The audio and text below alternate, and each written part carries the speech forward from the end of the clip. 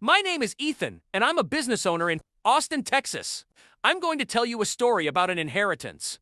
That came with both a gift and a burden. Have you ever entered a house that feels precisely the same, yet entirely different? That was me for weeks after my grandfather's funeral. A text arrived succinct and sharp like an order. Family meeting Sunday, 3 p.m. punctuality is expected. No explanation, no warmth, just a command. And like a fool, I complied. The porch looked as it always had gray-blue shutters. Hedges meticulously trimmed the porch swing no one had ever used for a moment. I thought I might find some version of home again, but the second I stepped inside, I sensed that something was amiss. It wasn't the air. It wasn't the silence. It was the arrangement. My family sat stiffly in the living room and waiting with them were two men in impeccably pressed suits with leather briefcases at their feet and smiles like polished glass. Ethan, my father said, with that politician's grin he wore at fundraisers and Sunday service. These are our family advisors' advisors. That's when I knew this wasn't a meeting, it was an ambush. They wanted the one thing they couldn't take while Grandpa was alive, his legacy, and I came prepared.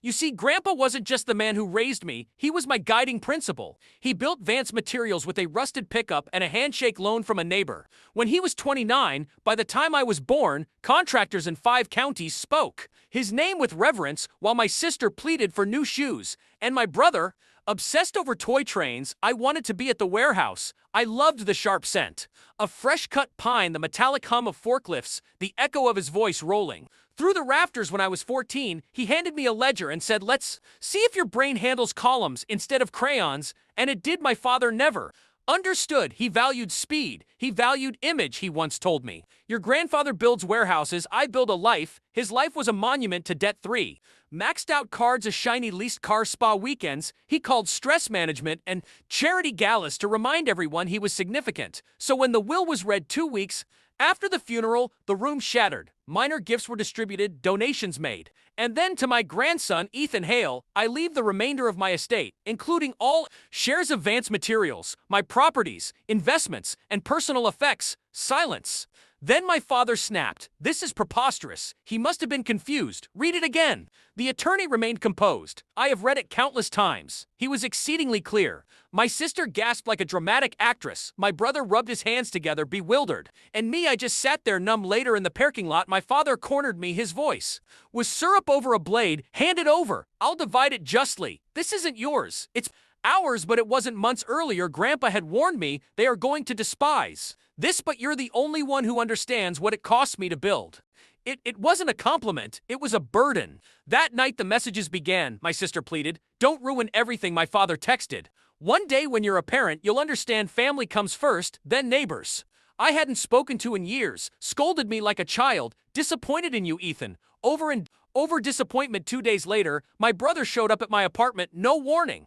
Just standing there on the lobby camera looking like a kid caught stealing. He told me Dad was already calling realtors, talking about refinancing the house. I hadn't touched a thing, but in my father's mind the money was already his. My brother left without a hug, without a handshake, just confusion written all over him. And then came the meeting, the living room staged like a courtroom, my father grinning like a campaign poster, advisors in place. Only one chair left for me, straight back to center stage. "We're here for harmony," one of them said. "Your family just wants unity." They slid papers across the table. "You keep 20%. The rest returns to the family. Everyone wins." But unity wasn't in the will. I remained calm. I didn't raise my voice. I opened my folder and presented the truth. Grandpa's notes, every emergency, every manufactured crisis, every cruise and spa trip disguised as necessity, receipts, dates, captions from vacations. He wasn't confused. He was exhausted. And he documented it because he knew this day would come. Then I laid down the envelope with his handwriting for Ethan. "If they come for it." I didn't open it. I didn't need to. The silence was a clear answer. My father's mask cracked. My sister shrank. Even the advisors began shifting, realizing they weren't there for law. They were there to break me. That's when my brother finally spoke. "You said he was selfish, Dad, but you lied about everything. Can I go with you?" I nodded, and together we walked out that night. The silence wasn't heavy, it was restorative. For the first time I realized this wasn't just about saving a business, it was about saving myself, protecting the part of Grandpa he trusted me with. Weeks later, I unlocked Grandpa's study for the first time since the funeral. The air smelled of cedar and dust, old coffee grounds and paper. His desk was undisturbed. In the back of his journal, I found words I hadn't seen before. Ethan has what, Marcus? Never learned restraint clarity. If he chooses to lead the business, may survive me. If he chooses to love it, may outlast us both. That's the choice I made. I set up a trust for my brother just enough for his education. Without strings, I reopened the company under my name. I ended the cycle, and here's the truth. Some inheritances come in money, others. In Scar's mind came in both. Grandpa didn't choose me because I was his favorite. He chose me because I was the only one who wouldn't burn it down, and maybe I won't always be loved for doing what's right, but I'll sleep at night, and I do.